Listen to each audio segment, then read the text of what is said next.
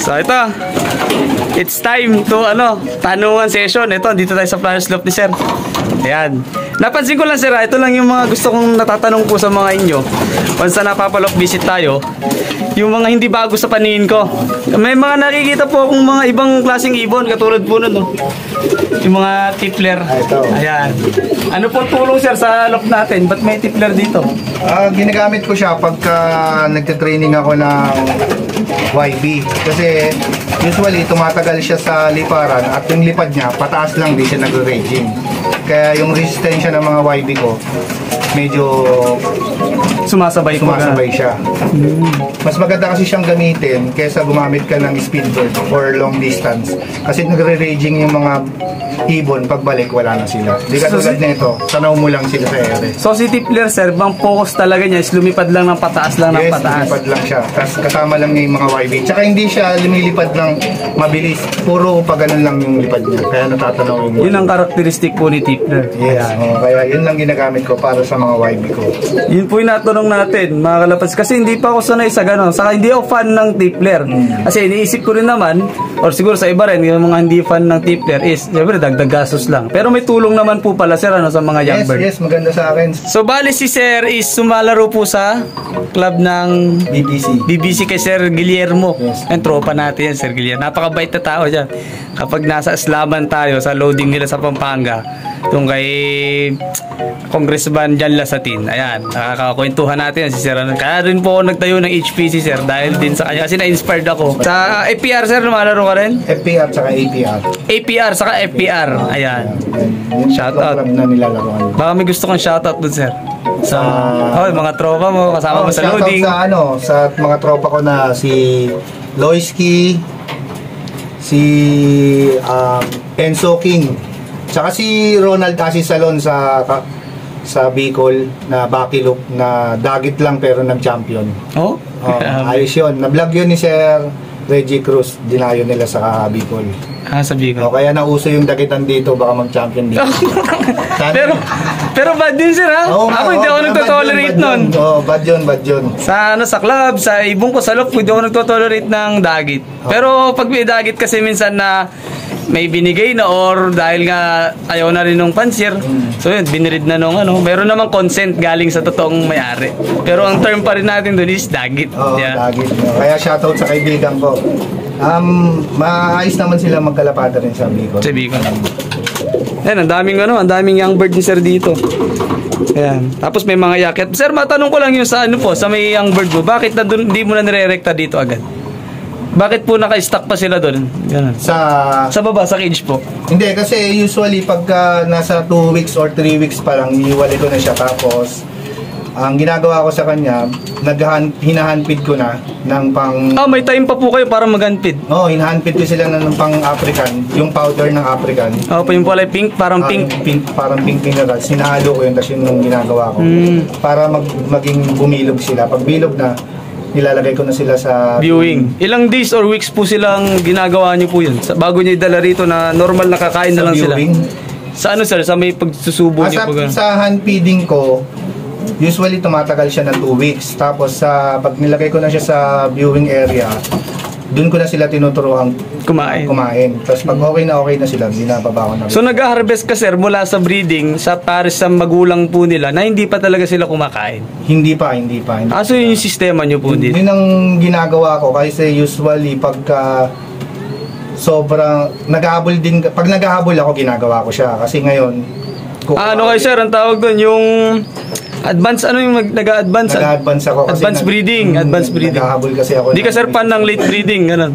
Hindi masyado. Depende, pero mas yung regular na ginagawa ko, ganun talaga. Saka yung availability siguro ng time nyo sir, mag-breed ng mas maaga. Mas okay sa akin na nag-handpid ako ng YB. Ilang taon nyo na sir ginagawa yung ganyan? Yung handpid, yung sistema nyo pong ganyan? May nagturo lang din sa akin, siguro mga 2 years ko na siyang ginagawa. Mas parang feeling ko mas healthy sila pagka na-handpid ko kaysa pag na-handpid ng magulang. Kasi saka yung handpid ko may mga gatas naman na dinahalo. Sa kami mga minerals na rin may nakasama. minerals na rin. Like Kompleto. yung mga African na pinapaamo. Yun din ang pagkain nila. Ang lalaki naman pag ginamit. Malalaki. Kaya, Para rin sir siguro makapag-focus na sa yung sa breeder mo sa hatch. kasi ako hindi naman natutuwa lang, hindi naman ginagawa ng iba. Opo.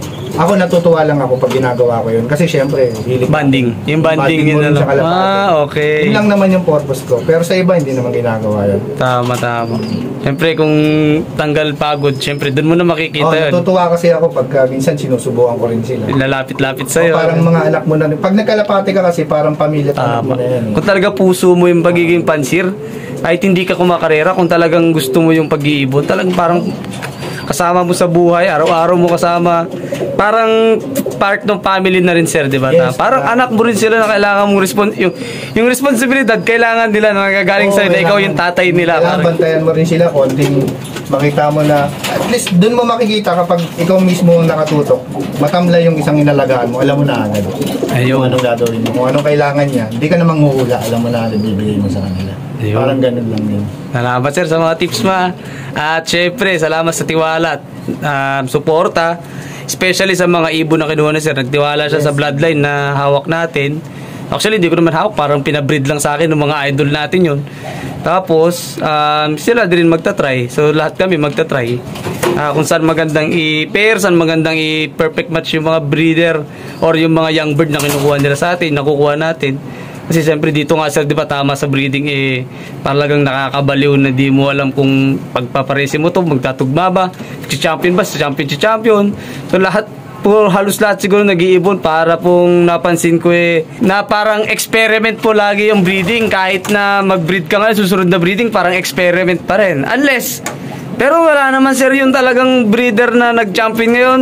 10 taon na siya lang yung nag-champion. Walang ganun sir, diba, sa kalapate. Continuous experiment and continuous learning kasi pagdating sa ibon. Pag nag-champion ka ngayon, yung magiging anak ng nag-champion, hindi mo siguradong mag-champion. Yun nga po sir, yung pinipinpoint ko na kahit mag-champion ka ng 2 beses, pangatlo wala na. Sa susunod na anak, wala, puro pa rin. Yung sabi nyo nga po, yung puro continuous learning. Continuous learning. Kahit anong ganda ng ibon, kung may nararamdaman siya, hindi rin siya dudulo. Kailangan bantayan mo. Kailangan sir, konektado po lahat yon. Yung magandang bloodline, magandang sistema, yung health. So nandun lahat para uwian ka ng maganda yung ibon. Tsaka mas maganda pa. Sa akin, gusto ko mas okay sa akin yung sistema. Kasi ang mga ibon naman, hindi na halos wala nang tinatawag nila mga netoy na given na po yung bloodline. Andyan na lahat. Andyan nakalatag na lang lahat. Nakalatag na yung mga ibon dyan. Kumalat na yung ibon, lahat ng linyatan nandiyan na. Yung sistema kailangan nating pagpokusan para kasi dyan halos marami na nasisira sa sistema na sir, di ba? Yes. Kaya siguro hindi inuwian or nakukulang sa sistema, ganito ganyan. Gulat pa. Pati bata dito, gulat ako. Pamangkin ko yan. Ay, pamangkin po. Nagulat ako. Hindi ko nasabi sa'yo, pre. Oo nga. Sir, ang pangalan mo? Nagulat ako sa'yo. Alam mo? Pamangkin niyo, sir? Oo. Ang tagal ko nagsasalita rito. Hindi ko man naramdaman na nandito ka. Maple nga ka dito. Asan Maple ba? Oh, shoutout sa'yo ah. Magpalaki ka, minsan umimik ka. Gumanong kami. Puting nagulat talaga ako, sir. Akala ko parang pusa o ano nung nakagano. Ayan. Medyo nervous tayo. Ay lang ang magiging lokman ko. Ito po, paglaki. Gusto ko pa sana magtanong na marami. Ninervous na ako rin sa pamangkin ni sir. Ayan, dito na tatapos yung video natin. Pasok tayo konti. Kuha tayong pang thumbnail. Sir, ano mo nga sir? Patulak para hindi sila lumabas. Yan. At ito, napakadaming ibon ni sir dito sa Makati. Actually, ito sir yung first time ko na nalok visit dito po sa Makati.